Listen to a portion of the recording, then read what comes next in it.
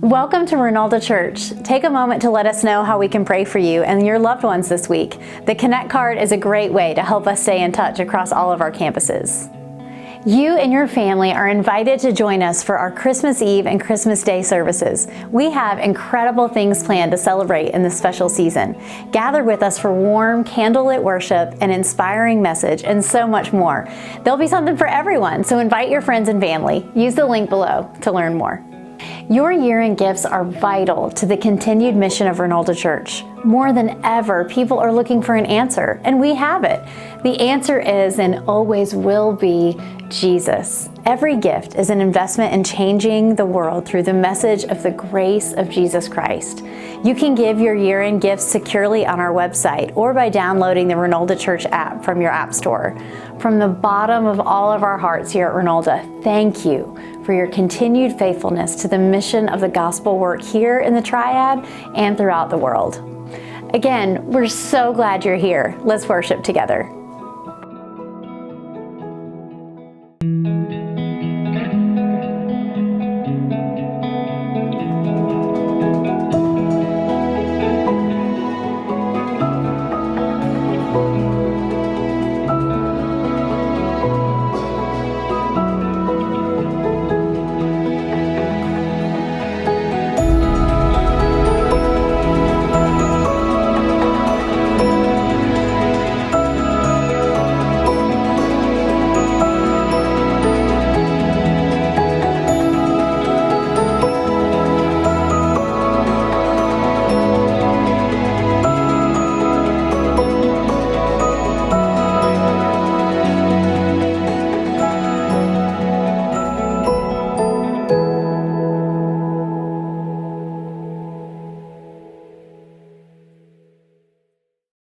Merry Christmas to everyone at all of our campuses, everybody in Kernersville and Clemens and King, and to everybody joining us online, especially if you're checking us out for the first time. Merry Christmas. I'm so glad to be able to preach the gospel.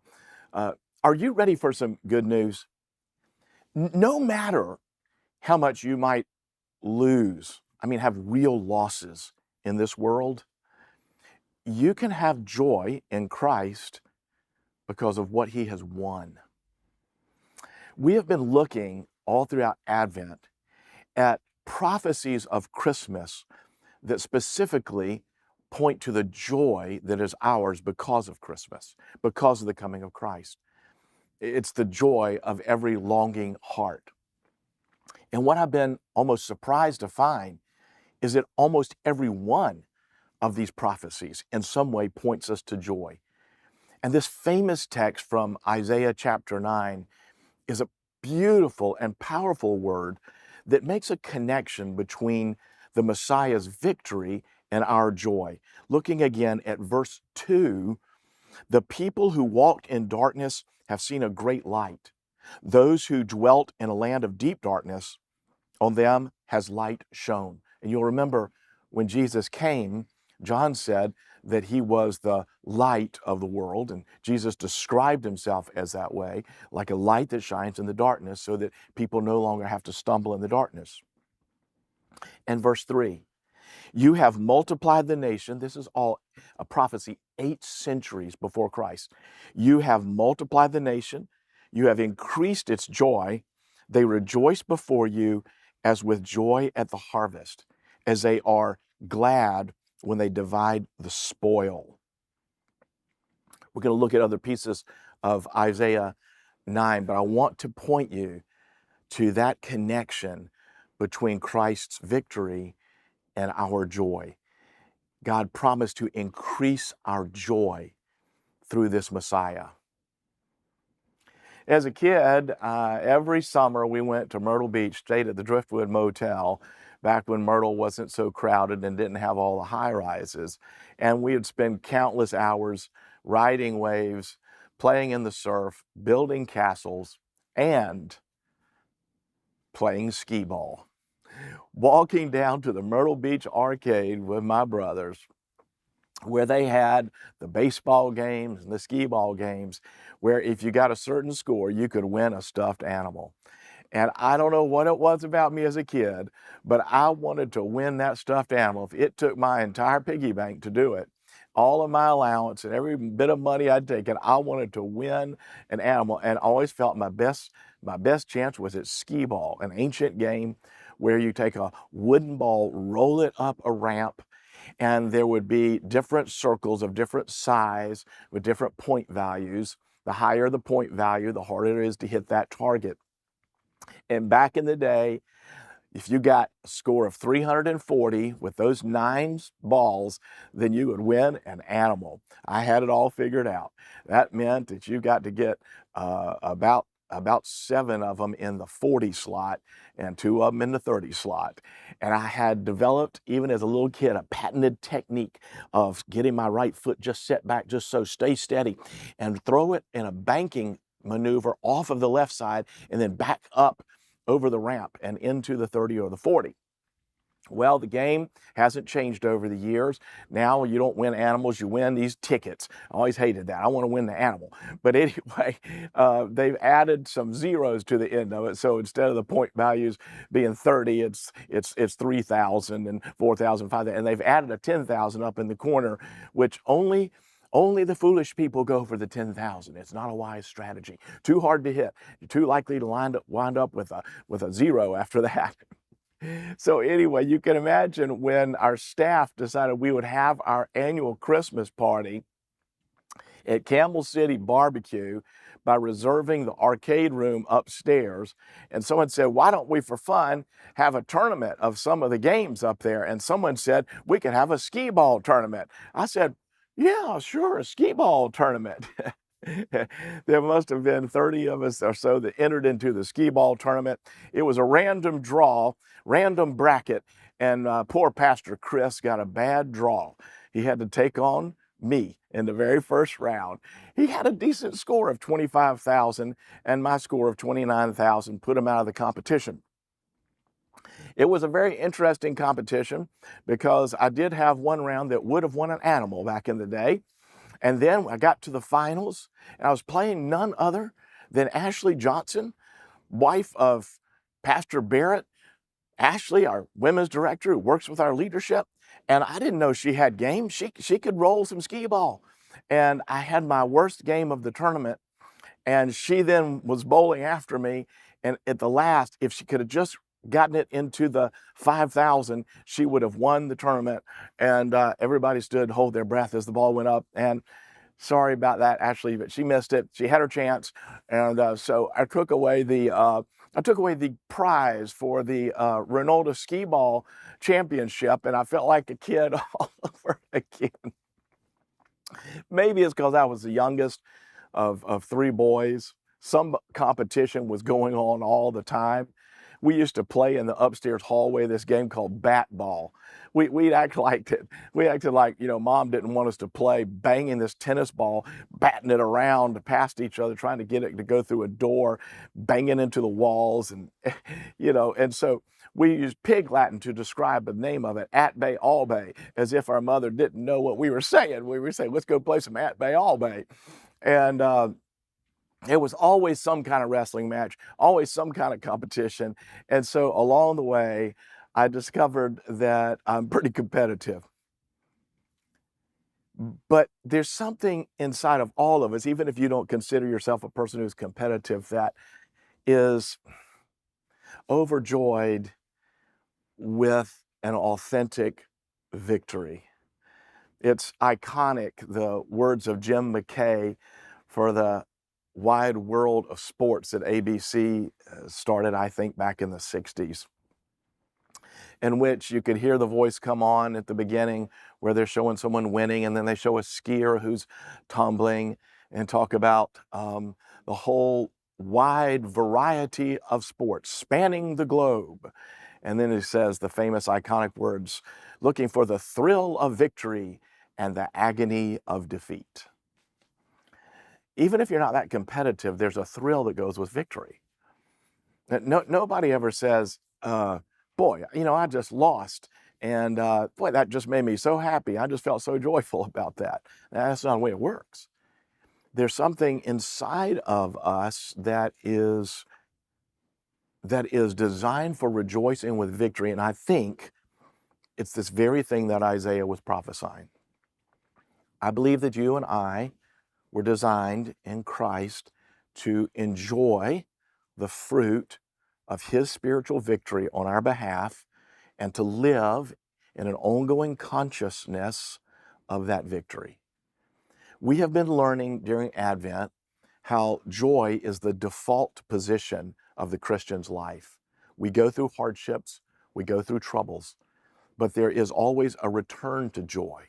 And that maturing as a Christian, maturing as a human being, we have learned has much to do with how much we can return to joy even from the hardest times of our lives. We've learned that there is according to Isaiah's prophecy, a highway to joy, a pathway. And we've talked about some of what that means. We've talked also about how there is a connection between the comfort of God and the joy of God, that being with God, being comforted by God, experiencing His presence, that brings joy regardless of our circumstances. And today, I want you to think about the thrill of victory, a fitting Isaiah prophecy in our final word before we come into Christmas. The coming of this baby boy, this child that was born, this son that was given, is related to something that Isaiah prophesies is like the people, a nation rejoicing when its king warrior comes back with the spoils from the battle victorious. What it means is that there's joy when you share in the victory of someone who has achieved a triumph on your behalf. That's what I think this is all about. Let me talk first about what's at stake. If you look at verse 4, Isaiah 9:4, the yoke of his burden and the staff for his shoulder, the rod of his oppressor, you have broken as on the day of Midian.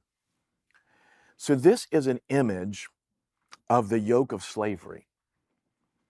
This is an image of the yoke of a burden, like literally slaves that would have to put on, as if they were oxen, a heavy wooden yoke to manipulate plows and machinery. And the rod, the means of a master beating a slave as an oppressor. And the yoke is, one commentator says, suffering endured, the rod is suffering inflicted. And it evokes the image of the people of God in their bondage in Egypt. And how it is that God came through this deliverer Moses and a lamb that was sacrificed and blood put over the doors to liberate them from the yoke of that burden and from the rod of the oppressor. And what Isaiah is prophesying here is that this child that's born, the son that's given, he's going to do that. But he's not doing this for literal slaves. The Hebrew people, by the time Jesus arrived, were often oppressed in the Roman Empire, but they weren't slaves. The burden is both literal in what people have experienced in slavery, but it is figurative. It is to say that there can be a heavy, heavy, oppressive yoke on us spiritually. And Jesus came to set us free from that. He spoke often about the Pharisees' problem and their legalism by saying that you put a heavy burden on people. He said you search the world over for a convert, and then you make them twice the son of hell that you are. You bring hellish, burdensome commands on them instead of inviting them into the freedom of the joy of relationship with me, Jesus said. We are in a fight for joy. There is an enemy, Satan, and all of the minions of hell who hate God and therefore hate the people of God, are in an oppressive attempt to burden us with unfruitful religious notions and with painful, continual reminders of past regrets and of deep disappointments, of our own shame, so that we walk with slumped shoulders and expect the worst and feel trapped. And Jesus came to liberate us from that. We're in a fight for joy. I was stunned a couple of years ago to see that the World Health Organization has declared that depression is the leading cause of disability worldwide. I want to say that again. Depression is the leading cause of disability worldwide. Further, in that same announcement, the World Health Organization projected that by 2030, the amount of disability and life lost of depression as a result of depression will be greater than that resulting from any other particular condition, including accidents, war, cancer, and stroke. We are in a fight for joy.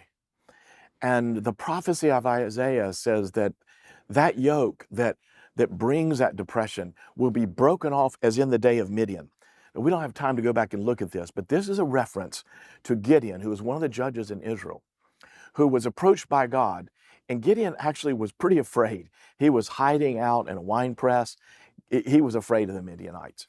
And God called him to go and fight on behalf of the people, the Midianites, and called him a mighty man of valor, even though he hadn't demonstrated it yet.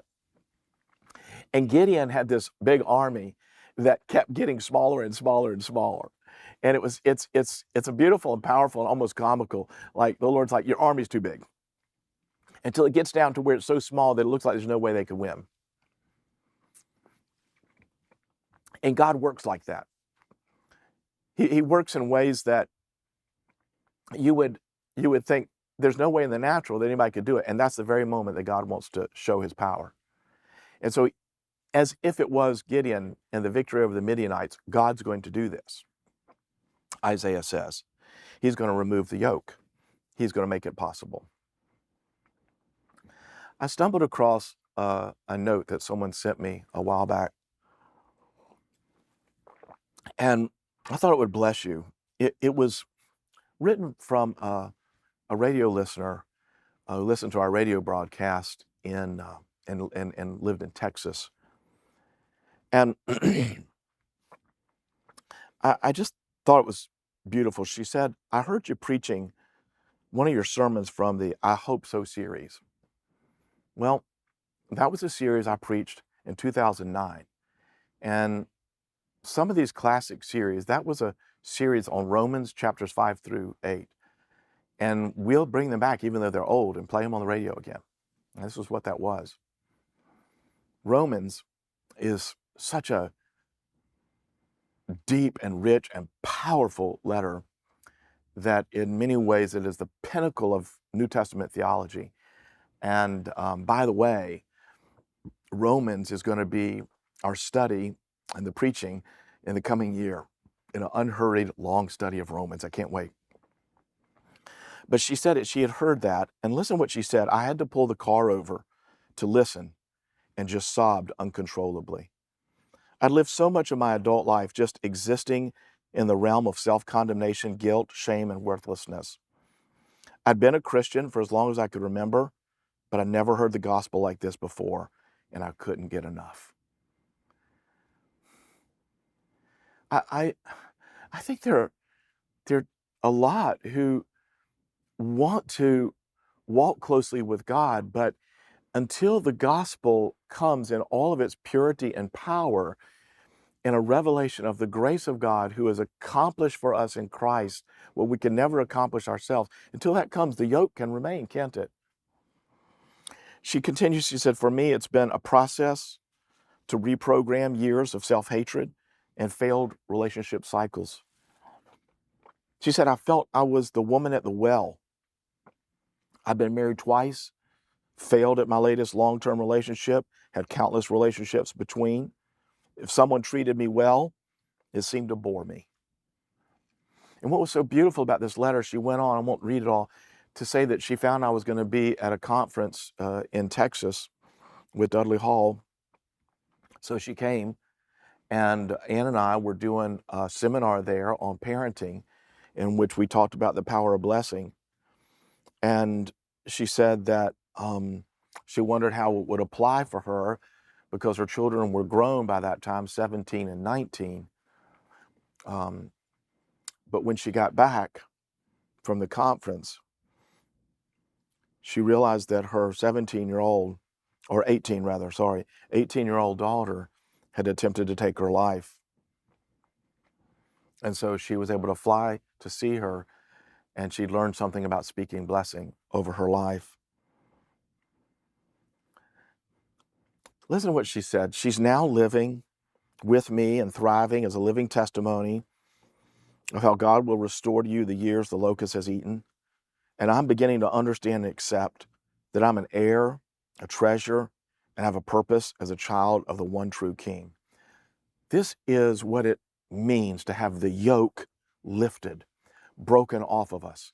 This is what Isaiah is prophesying about, how the warrior king returns from battle and the spoils of war and the victory. This is what it is. It's freedom. It's joy.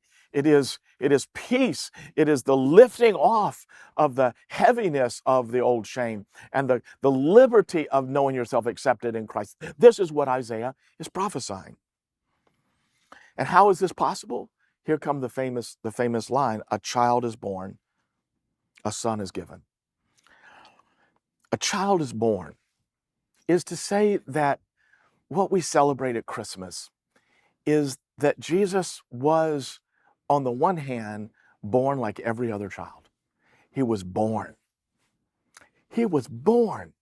He was in his mother's womb and born in a barn in Bethlehem. He's human. It's hard sometimes to get our minds fully around how human Jesus is. Phil Yancey tells the story of a mother who was playing the little guessing game with her son, her young son. You know, that little game where you're trying to figure out what the other person is thinking of, some object or thing, and you get a lot of yes and no questions to figure it out. And her little boy said, okay, I'm thinking of a mammal. And the mother began trying to guess what mammal and so forth. And finally, when it was revealed that what the child was thinking of, he said, I'm thinking of Jesus. And Yancey said, that's where it really is surprising when you think of Jesus. To be human means he was a mammal. He was not just sort of human. He was fully human. Max Lucado, in one of his earliest books, God Came Near, wrote so beautifully about this. God is a fetus, holiness sleeping in a womb, the creator of life being created. God was given eyebrows, elbows, 2 kidneys, and a spleen. He stretched against the walls and floated in the amniotic fluids of his mother. God had come near. He came not as a flash of light or as an unapproachable conqueror, but as one whose first cries were heard by a peasant girl and a sleepy carpenter. The hands that first held him were unmanicured, calloused, and dirty. No silk, no ivory, no hype, no party, no hoopla. Were it not for the shepherds, there had been no reception. And were it not for a group of stargazers, there had been no gifts. Angels watched as Mary changed God's diaper. The universe watched with wonder as the Almighty learned to walk. Children played in the street with him, and the synagogue leader in Nazareth, had he known who was listening to his sermons. Jesus may have had pimples. He may have been tone deaf. Perhaps a girl down the street had a crush on him. It could be that his knees were bony. One thing's for sure, he was, while completely divine, completely human. Lucado said later that he got many letters of complaint and said, my God didn't have pimples. There's a part of us that doesn't want to let Jesus be fully human, to somehow so emphasize his divinity that we don't let him be just as human as we are. But we must, because this victory, if we are going to truly share in it, this victory had to be accomplished by a human being. It had to be accomplished by someone who represented you and me. The gospel is an announcement of good news, of great joy, that's for all the people, that God, in his infinite love and infinite wisdom, at the right time, came in the person of Christ and died for the ungodly.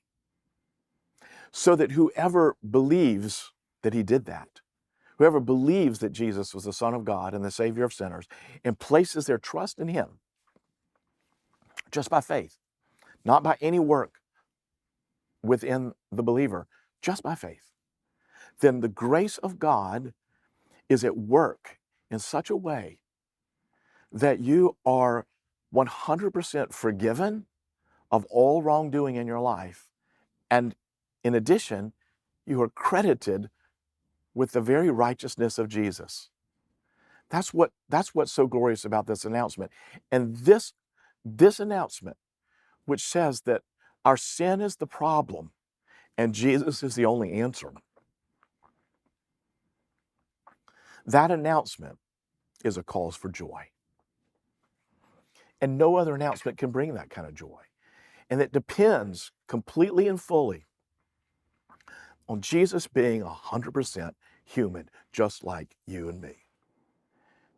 It was essential that Jesus would be the child that was born human in every way, so that he would represent humanity.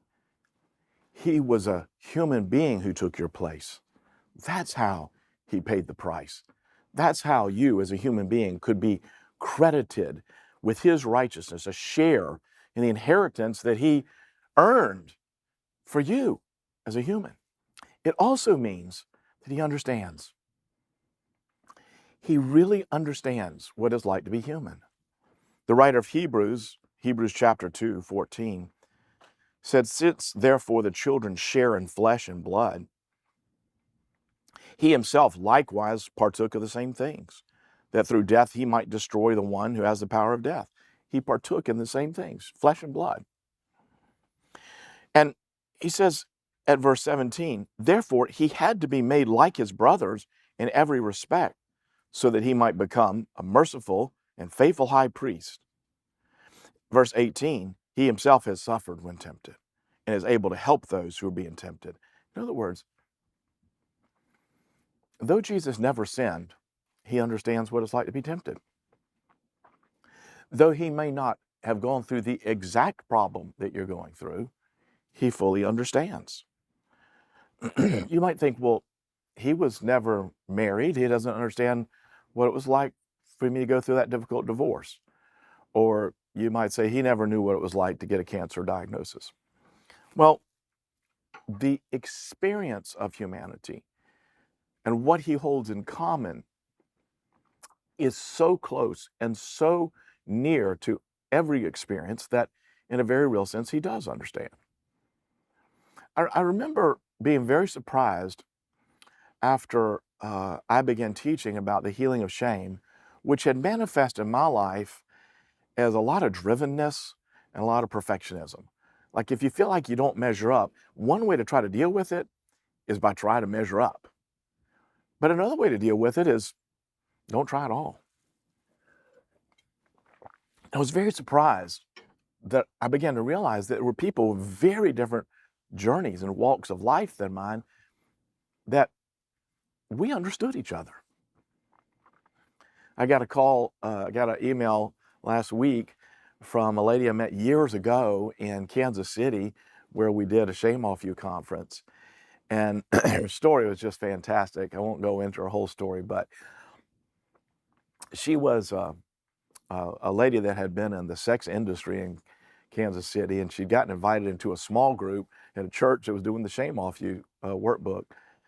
And she said later, she said, "I was so mad at you," talking about me, for writing this stuff, because it was at first bothering her, the idea of the grace of God.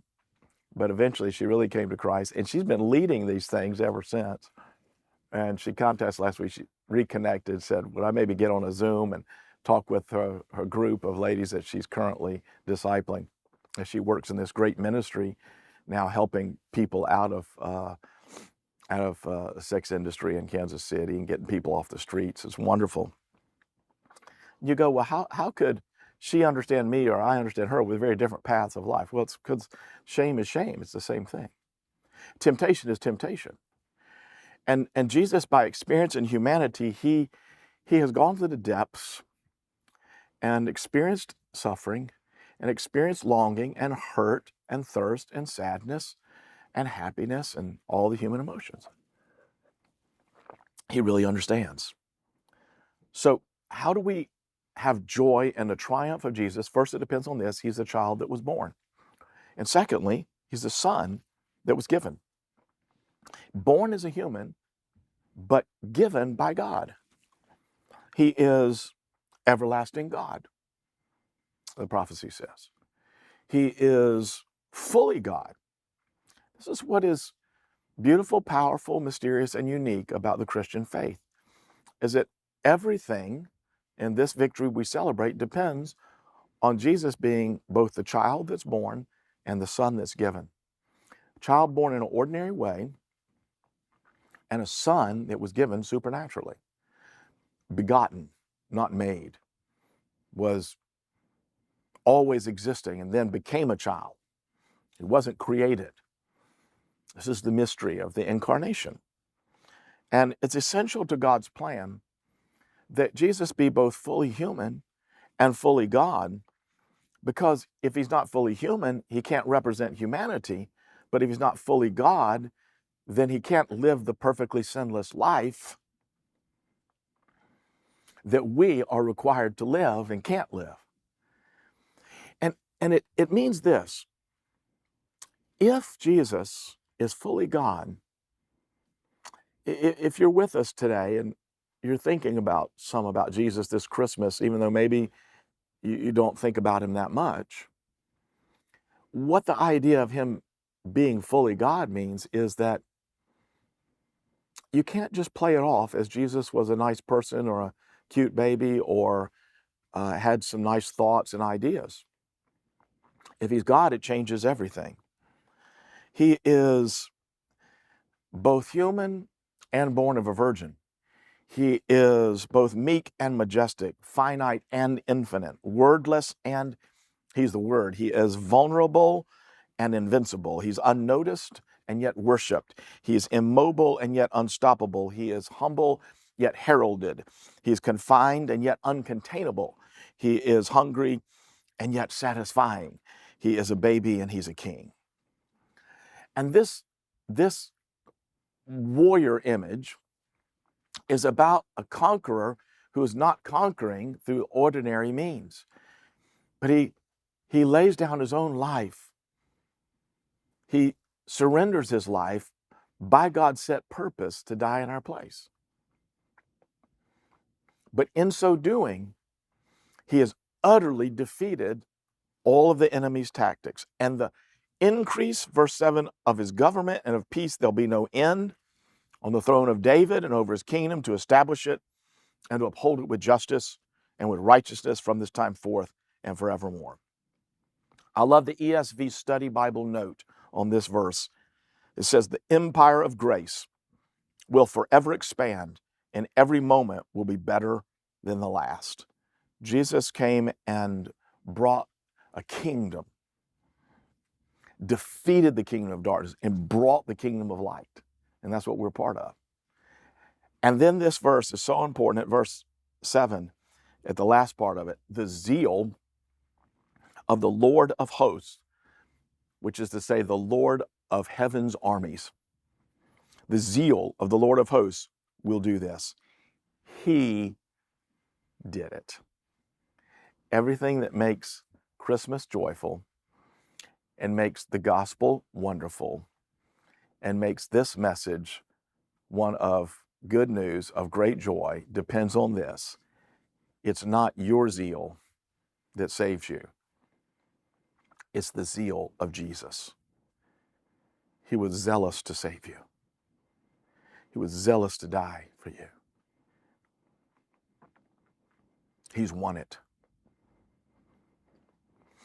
So, if you want more joy in your life, let your soul revel in the victory that Jesus has accomplished. Our Wake Forest Demon Deacs played App State in basketball this week. Looked like for a while that Wake would win handily, but then the game stayed close, and at the very end, App State had a lead by 1 point with 2 seconds left, and it was App State's ball. There's almost no way to win if you're Wake, unless you force a turnover on the inbounds and then somehow get a miraculous shot off. Well, they played good defense.